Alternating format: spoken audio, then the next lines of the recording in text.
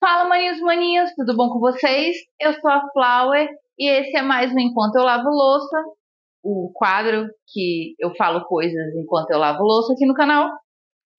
E no vídeo de hoje eu queria falar um pouco sobre o retorno da Jut Jut.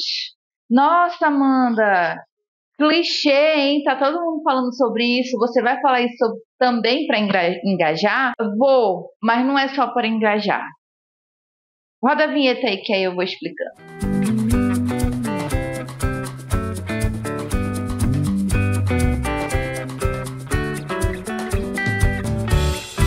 Então, o que acontece? Pra quem não me conhece e não sabe, eu fui criada pela Jut Jut. Como uma boa parte dos jovens adultos da internet que estavam na internet nos últimos anos. Nossa, eu tô quebrando tudo. Ouvi muito ela, gostava muito dela e também fiquei muito sentida com o afastamento dela na internet. Apesar de entender o porquê disso, né? Enfim, aí o que acontece? Tem um cara chamado Chico Felitti, que ele é um jornalista, e ele resolveu ir atrás da Jut Jut. Na verdade, ele mandou uma outra menina fazer isso, né? Uma outra jornalista. E aí ela achou a Jut Jut e elas começaram a conversar. Não vou falar sobre tudo o podcast, eu vou falar de uma coisa específica que foi o que me chamou a atenção e que me incentivou a fazer esse vídeo. Mas antes, bebam água. Enfim, no podcast eles vão falando da Jut Jut, podcast é sobre a Jut Jut, mas também sobre outras pessoas que decidiram se afastar da internet. E aí o que acontece? Teve uma hora lá, eu tava ouvindo o segundo episódio hoje e meu ventilador acabou a bateria. Vou trazer um outro ventilador, porque Manaus, quente, né? Já volto. Voltei com outro ventiladorzinho. E esse eu preciso colocar em cima de alguma coisa. Não sei se vai estar aparecendo aí na câmera, mas é assim que eu lavo louça. Pois é. Aí eu estava falando, né, do podcast Feliz e tal. Aí eu tava assistindo o segundo episódio. E no segundo episódio, teve uma hora que ele entrevista um amigo dele e tal, que saiu das redes sociais. Tipo, ele não era um influenciador nem nada, ele só era uma pessoa que fazia uso de redes sociais e decidiu parar de fazer. Embora ele trabalhe com redes sociais, mas com redes sociais de outras pessoas, né? E aí tem uma coisa que ele falou que me chamou a atenção, porque já era uma coisa que eu percebi, pra vocês terem uma ideia, essa semana. Que eu não sei se vocês também já perceberam, se vocês perceberam, comenta, deixa aqui embaixo os comentários. Que o nosso Instagram, pelo menos no meu Instagram, vou falar assim, no meu Instagram pessoal, porque eu tenho 2 Instagrams, né? Eu tenho o Instagram da blogueira, que vocês já devem me seguir lá, a Flower Oficial. E eu tenho um Instagram pessoal, que eu não vou dizer qual é. Os de verdade sabem que estão lá, entendeu?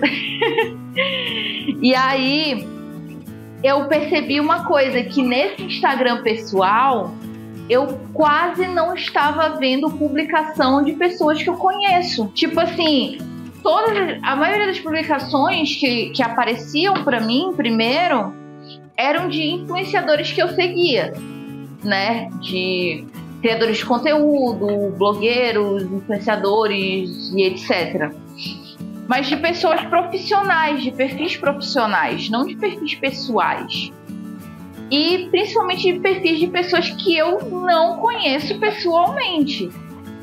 E aí eu fiquei passada com isso. E aí é o que esse amigo do Chico Felitti fala.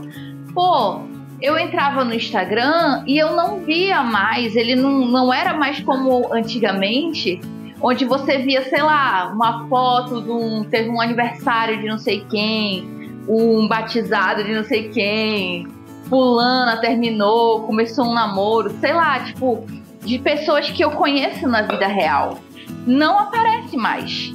E, na verdade, o que eu ainda consigo ver das pessoas da minha vida real são os stories. Eu não sei se é uma estratégia do Instagram, não sei.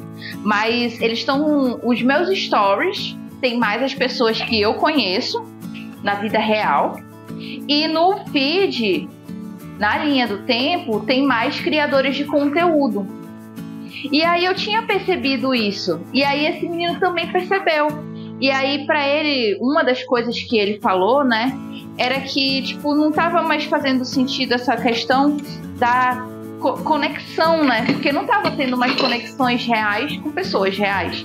Tava tendo conexões artificiais com pessoas que eu não conheço de verdade na vida real, né? Com criadores de conteúdo. E eu, inclusive, sou uma como estou dos dois lados dessa moeda, tanto como criadora de conteúdo, quanto como consumidora de conteúdo, né? Eu fiquei muito, tipo, pensando nisso, sabe? Que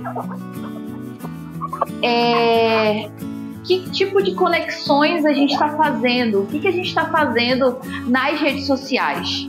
E aí lá no podcast também eles falam, né, muito sobre... O podcast é tipo vida fora da internet, né? Só que assim... O problema, e eles falam ao longo do podcast, tanto a Júlia fala isso, quanto o Chico e outras pessoas, que meio que o problema não está necessariamente na ferramenta internet, né? Na entidade internet. Mas está muito mais nas redes sociais, entre aspas, que foram criadas e no que elas se tornaram hoje em dia. Que é tudo muito rápido. Que, por exemplo, a Jujute que ela começou numa época da internet, ou melhor, começou numa época das redes sociais em que as coisas eram um pouco mais lentas. Os vídeos eram maiores, as pessoas tinham um pouco mais de paciência de consumir conteúdos que não eram tão rápidos, né? Tinha uma atenção maior, né, das pessoas. E hoje em dia, não. Meio que teve a tiktokização de todas as redes sociais, né? Todas as redes sociais viraram ou tem uma parte de si que são um TikTok. Com essa tiktokização, inclusive aqui do YouTube, que é o Shorts, né? Cada rede social criou o nome do seu próprio TikTok, né? Então, aqui tem o Shorts, no Instagram tem o Reels, no TikTok é o próprio TikTok. E por aí vai. Até o LinkedIn tá aderindo a vídeos agora, vocês acreditam? Eu fiquei, meu Deus do céu, não aguento mais. E aí é essa parada, né? E a moeda de troca de todas essas redes sociais, inclusive essa daqui que você está assistindo a mim falando sobre ela, né? É a nossa atenção, né? É o nosso tempo de tela. Então, eles até falam, acho que, não sei se é a Jujute que fala sobre isso nessa parte do podcast, que eles fazem análise, isso é real mesmo. Inclusive, eu estou estudando numa pós-graduação de comunicação e marketing, e aí fala também sobre isso, que é uma cor, é um tempo, é um jeito, é uma forma. Quando você vai começar um vídeo rápido, tem umas formas, uns gatilhos mentais de como você começar para prender a atenção. Então, tem esses gatilhos mentais que fazem com que você prenda a atenção. Então, as coisas se tornaram muito mais artificiais e menos redes sociais de socializar e mais redes comerciais de venda e compra de coisas. E aí eu fiquei assim, por um lado é muito complicado, né? Porque é aquela coisa, porque a gente vive num sistema capitalista no fim do dia, né? Então tudo vira comércio e a sua atenção é um tipo de produto, né?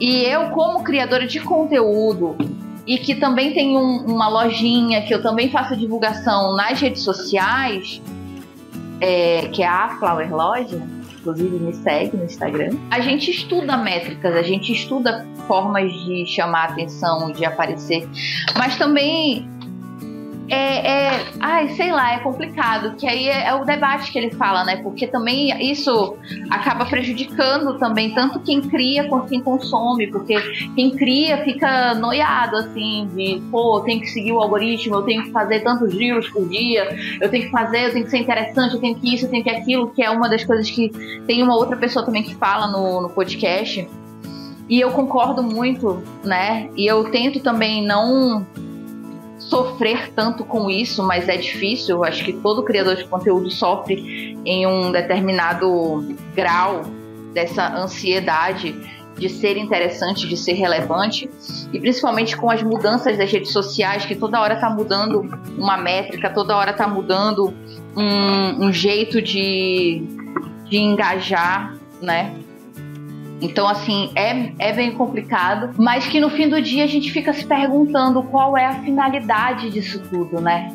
O porquê estar ali, o porquê consumir, o porquê, né? Por quê? Pra quê?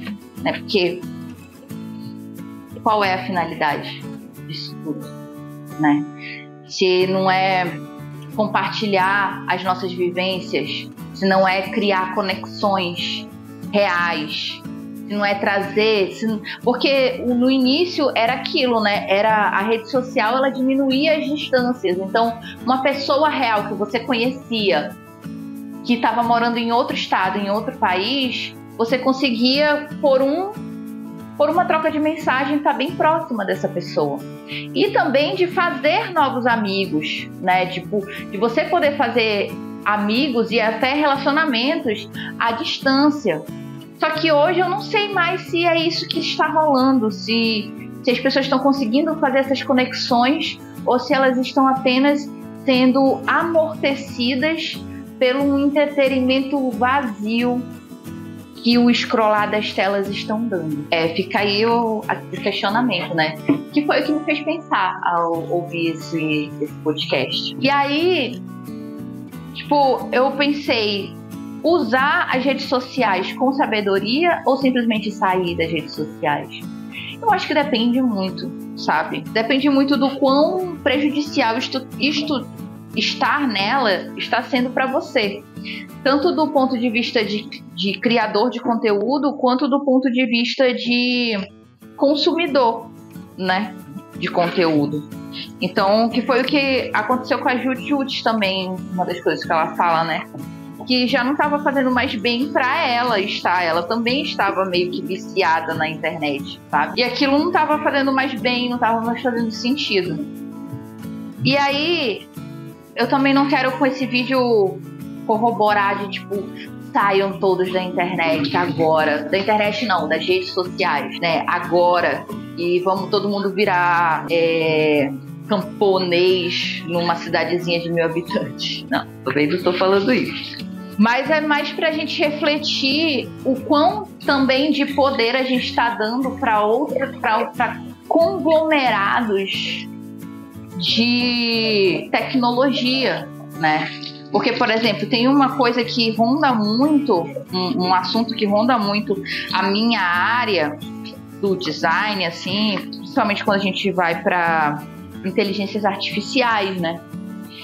Que hoje em dia, muitas dessas redes sociais estão usando inteligências artificiais para coletar ainda mais informações sobre nós e produzir, né, conteúdos ou formas de nos manter ainda mais presos dentro daquele ambiente, para que a gente possa cada vez mais consumir mais, né?